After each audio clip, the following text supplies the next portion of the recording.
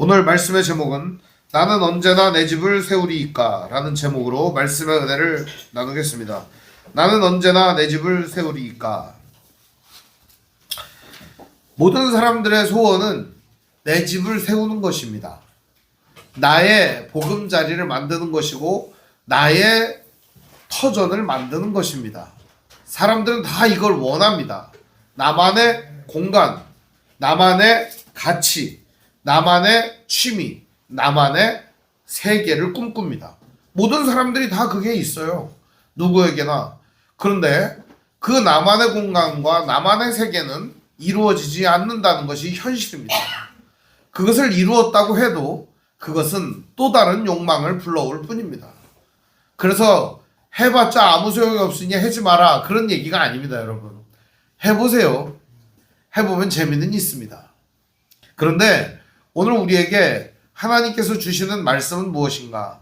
그것을 뛰어넘는 기쁨과 만족이 우리에게 있다라는 사실을 가르쳐 주시는 겁니다. 오늘 말씀은 어느 때 시작되느냐? 라헬이 요셉을 낳았을 때부터 시작됩니다. 야곱의 족보를 한번 자세히 볼게요. 야곱이라고 하는 한 사람이 있고 부인이 넷이 있습니다. 이 네 명의 부인을 통해서 아기들이 태어나는데 쫙쫙쫙쫙 아기가 태어났어요. 마지막 이 라헬 한 사람을 통해서 요셉이 태어납니다. 그러고 나니까 아기가 총 몇 명이 태어나요? 이게 총 몇 년이냐면요, 14년 안에 태어난 아기들입니다.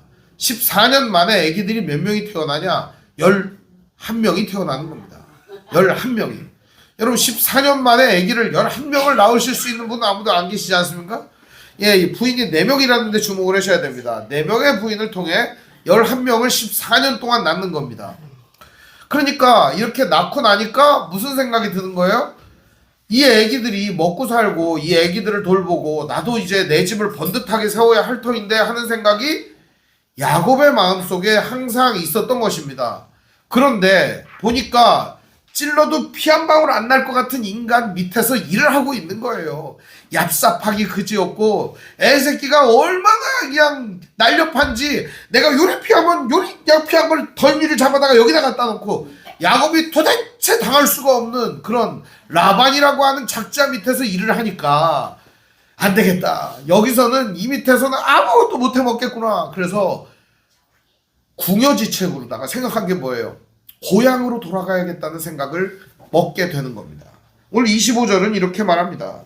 라헬이 요셉을 낳았을 때에 야곱이 라반에게 이르되 나를 보내어 내 고향 나의 땅으로 가게 하시되, 이렇게 얘기를 합니다. 그리고 이렇게 말해요. 내가 외삼촌에게 일하고 얻은 처자를 내게 주시오. 나로 가게 하소서. 내가 외삼촌에게 한 일은 외삼촌이 아시나이다. 야곱의 말투를 한번 여러분 주목을 해보세요. 야곱의 말투가 어떻습니까? 나 갈 거예요?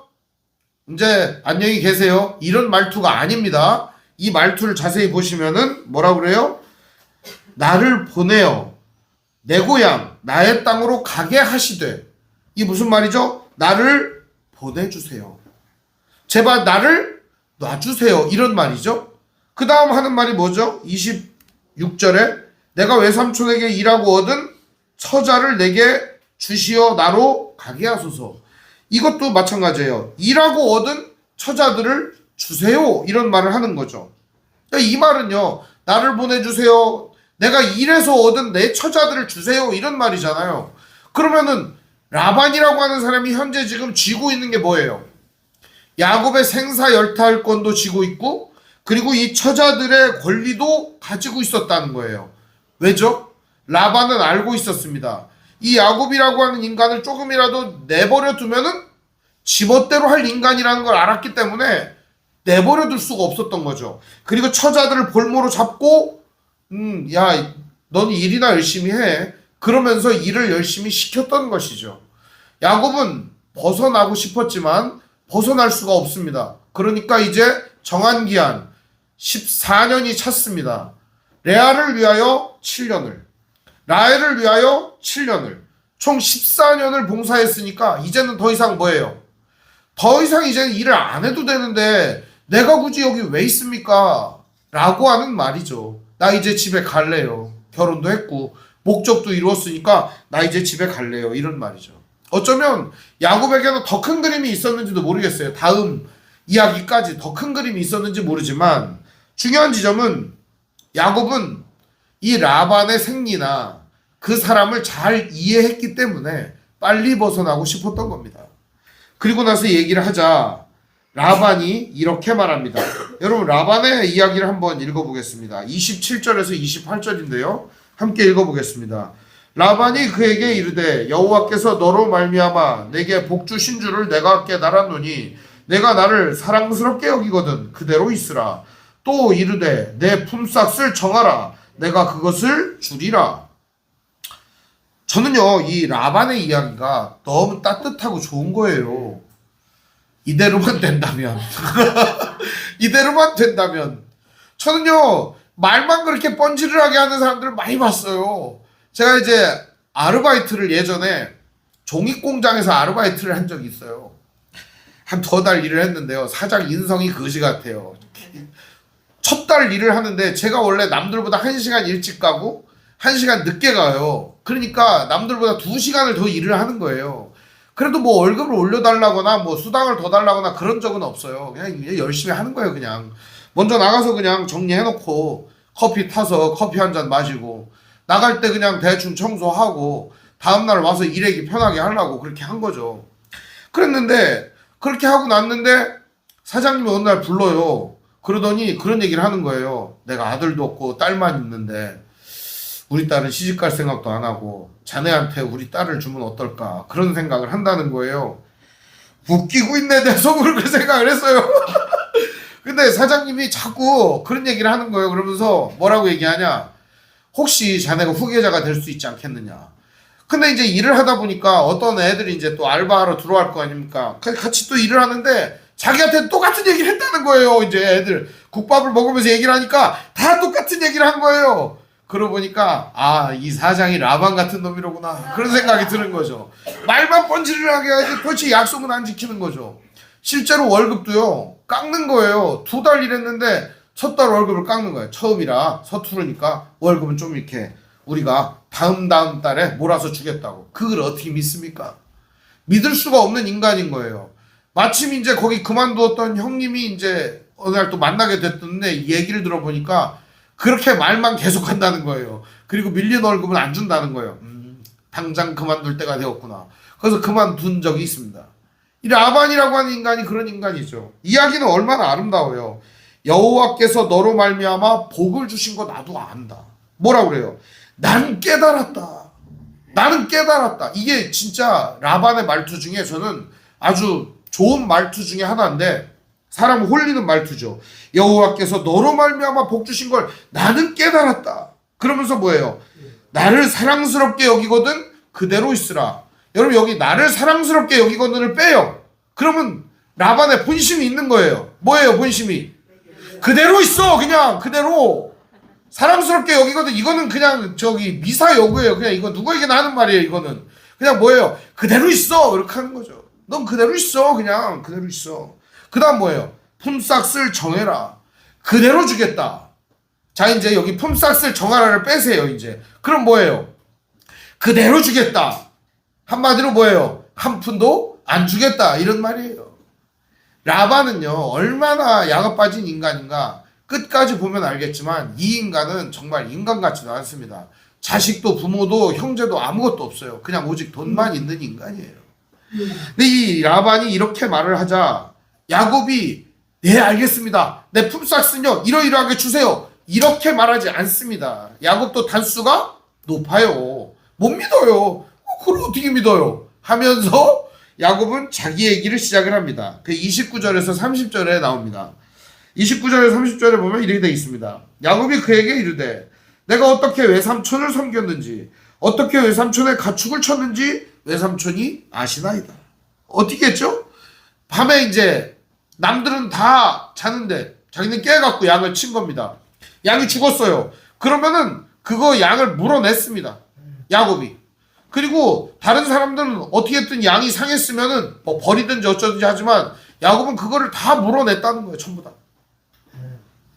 그 다음 또 이렇게 말합니다. 30절에 내가 오기 전에는 외삼촌의 소유가 적더니 번성하여 때를 이루었으니 내 발이 이르는 곳마다 여호와께서 외삼촌에게 복을 주셨나이다. 그러나 나는 언제나 내 집을 세우리이까. 그깟 품삯 조금 주고 밥 먹을 거 조금 주고 우리 식구들 먹고 살 거 조금 주는 거 그걸로는 안 됩니다. 나는 언제나 내 집을 세우겠습니까? 우리들의 소원이 그런 거 아니겠습니까? 쥐꼬리만한 월급을 받고 이렇게 살아서는 내 집을 세울 수가 없습니다. 우리 다 모든 사람들의 이야기 아닙니까? 여러분은 어떻습니까? 지금 받는 걸로 만족하십니까? 집을 막 세우고 있어요 이렇게? 대부분이 다 이런 마음을 갖는 거예요. 이까짓 거 받아가지고서는 집을 세울 수가 없습니다. 그게 우리들의 이야기인 거예요. 그런데요, 이 이야기는 오고 오는 세대의 모든 사람들이 했던 말입니다. 내 집을 세우고 싶고 나의 공간을 짓고 싶고 나만의 세계를 펼치고 싶고 나만의 그러한 나라를 이루고 싶다. 그것이 바로 모든 인간들의 소망이고 소원이에요.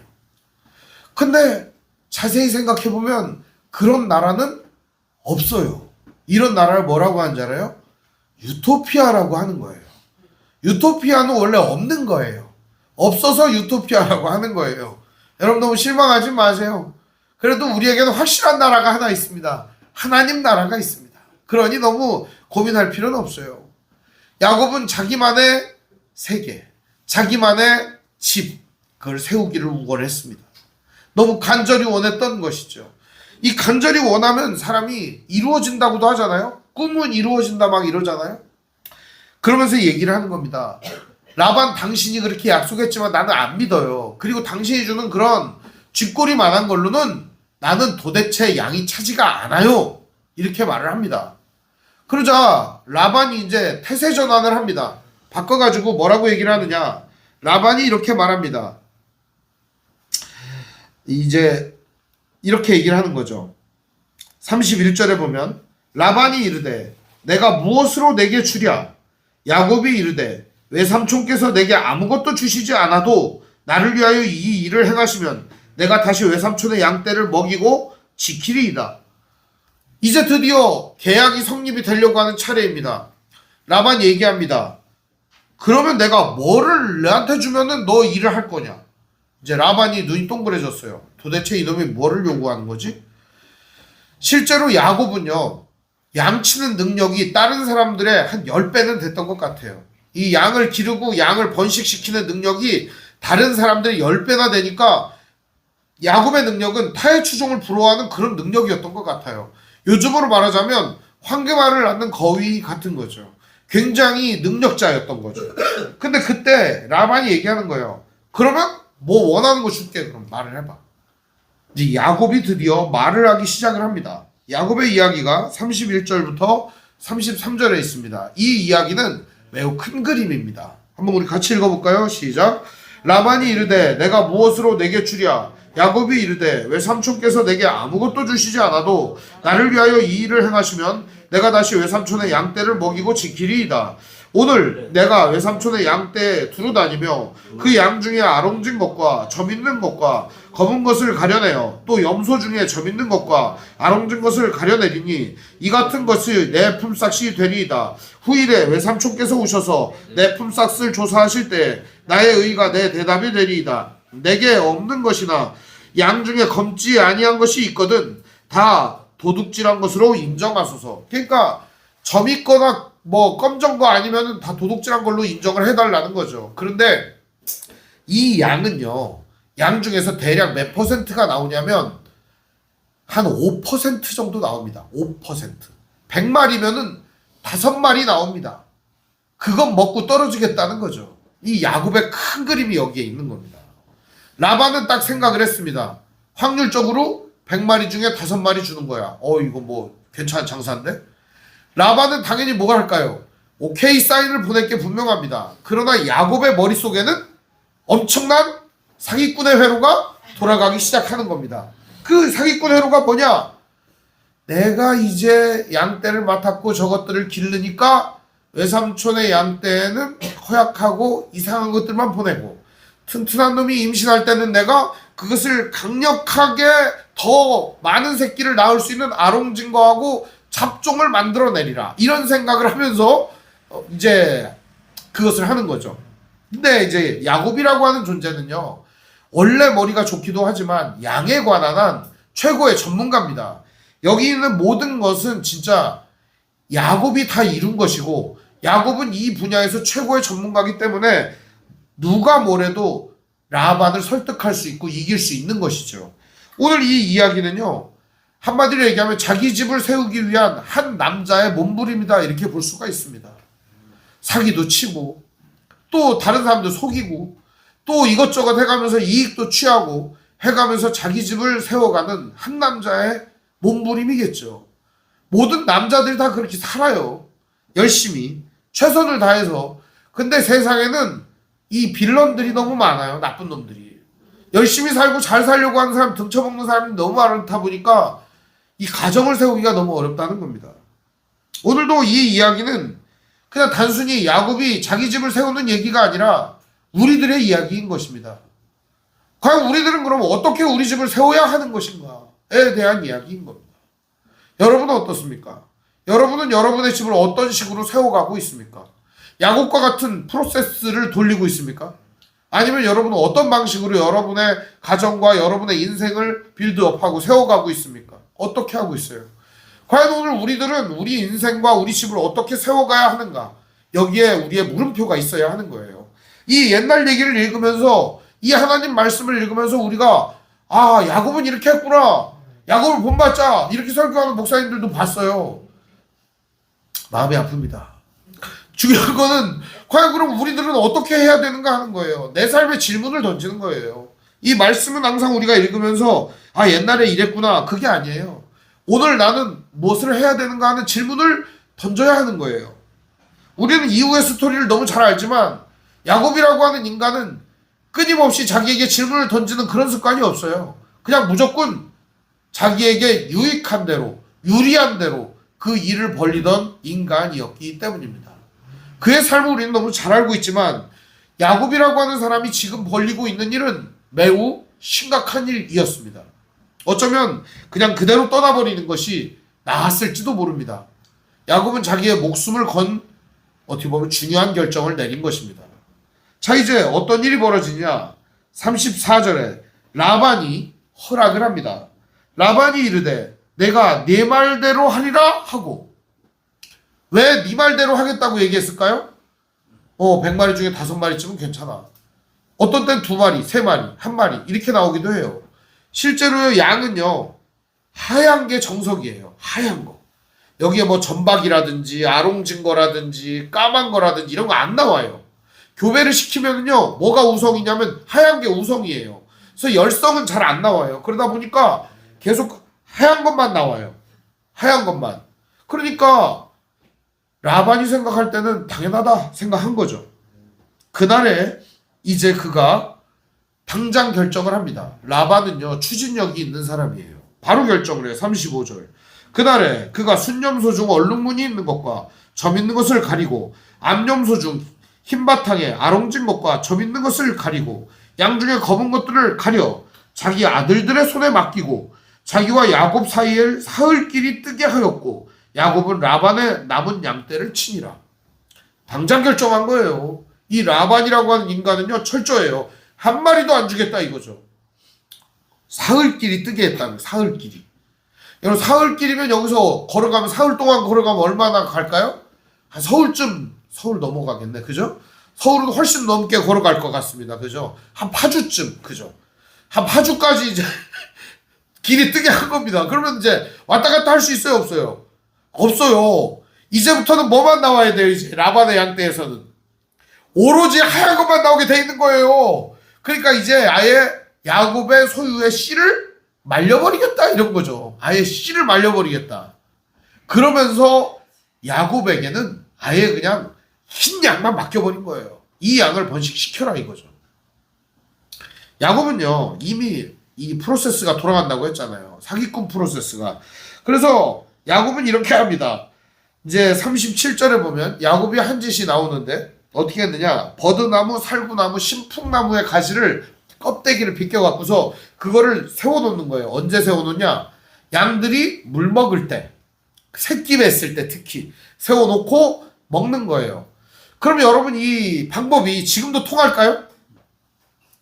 양이 물 먹을 때 이렇게 신풍나무하고 버드나무하고 살구나무 가지를 비껴가지고서 흰 무늬를 이렇게 내갖고 거기다 이렇게 세워놓으면은 양이 이렇게 물을 먹다가 어이구 나도 저런 새끼를 낳아야지 그러면서 그런 새끼를 낳냐 이 말입니다. 요즘도 될까요 안 될까요? 안 됩니다. 우리가 과학이 발달해가지고 유전학 같은 걸 다 알아요. 우성이니 열성이니 멘델의 유전 법칙이라든 이런 거 공부를 하기 때문에 절대 불가능하다는 거 우리가 알고 있습니다. 안 되는 거예요 그게. 근데 말입니다. 야곱이 그렇게 했어요. 근데 실제로 그렇게 됐어요. 성경이 무슨 사기를 치는 것도 아니고 그렇게 했는데 됐다는 겁니다. 이거 뭐 어떻게 이해를 해야 되는가? 이것은요 하나님의 개입이 있었다 이렇게 볼 수밖에 없는 겁니다. 라반이라고 하는 거대한 사기꾼이 야곱을 약탈하고 갉아먹을 때 야곱은 자기의 집을 세우려 몸부림을 치는 그 모습을 하나님이 보셨다는 것입니다. 이렇게 해갖고 절대 되지 않아요. 그렇지만 하나님은 야곱의 그 간절한 마음을 알고 계셨기에 그의 집을 하나님이 세워주셨다는 겁니다. 우리가 생각할 때는 우리의 사기나 우리의 머리나 우리의 이 프로세스를 가지고 뭔가를 할 수 있을 것 같아요. 그게 아니에요. 집은 누가 세우냐? 하나님이 세우는 거예요. 여호와께서 집을 세우지 아니하시면 세우는 자의 수고가 헛되고 여호와께서 성을 지키지 아니하시면 파수꾼의 경성함이 허사로다. 우리가 아침에 일찍 일어나며 저녁에 늦게 누우며 수고의 떡을 먹음이 헛될 수 있다는 사실을 알아야 됩니다. 왜냐? 그것은 바로 우리가 일해서 모든 것들이 이루어지는 것이 아니라 하나님의 개입과 간섭과 하나님의 일하심이 우리의 인생을 세우고 이끌어 가신다는 사실을 기억해야만 합니다. 지금도 많은 사람들이 자기가 교만하고 잘나서 이 모든 게 이루어졌다라고 생각하는 사람들이 있어요. 결코 그렇지 않습니다. 하나님이 일하시고 수고하시고 나의 헛발질과 헛짓거리와 삽질하는 삶을 다 알면서도 하나님은 그 뒤에서 다 밀어주시고 감싸주시고 도와주시고 이끌어주셨다는 사실입니다. 우리가 이걸 알게 된다면 우리 삶의 헛된 것 이면에 우리의 이 잘못된 삶 이면에 하나님이 늘 함께 하시고 도우셨다는 사실을 알게 되는 겁니다. 제게도 인생의 고난과 파도가 많았어요. 근데 고난과 파도를 겪으면서 저는 그거를 봤어요. 하나님이 함께 하시는구나.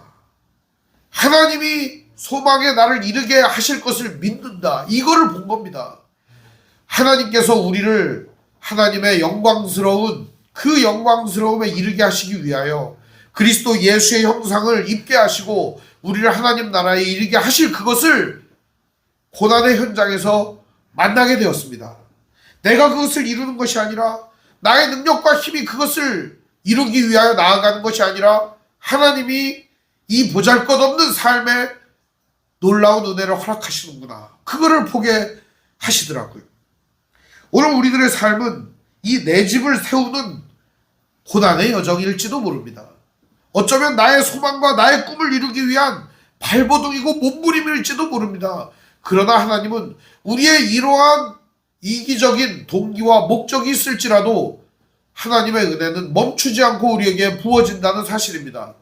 이것을 알아채고 나아가는 성도들에게 진정한 하나님의 은혜가 넘치는 거예요.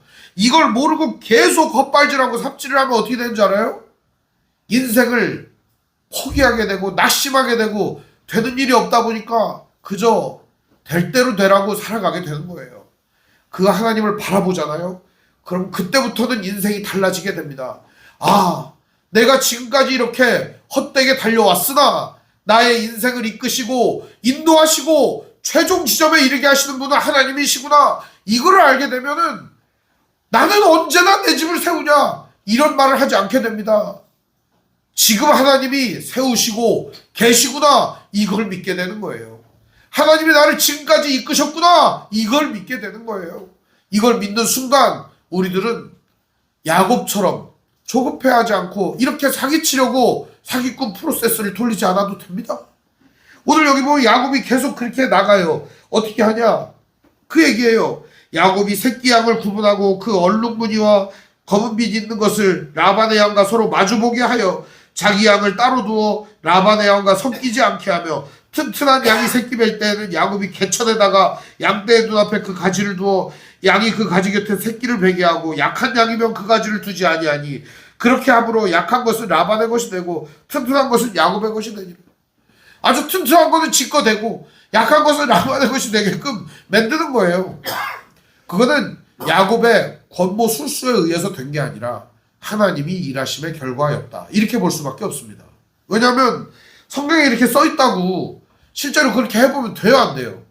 안 돼요. 제 답답한 인간들이요, 성경에 나온다고 그대로 해보는 인간이에요. 홍해에서 어떤 사람이 자기가 홍해를 가른다고요. 어떻게 하냐? 성경에 나오잖아요. 모세가 지팡이를 내밀잖아요. 지팡이를 쫙 내밀었더니 어떻게 해요? 밤새 동풍이 불어가지고서 홍해가 말랐대잖아요. 쫙 내밀었어요. 하루 지났어요. 어떻게 됐을까요? 그대로 있으니라요. 아무것도 안 되는 거예요.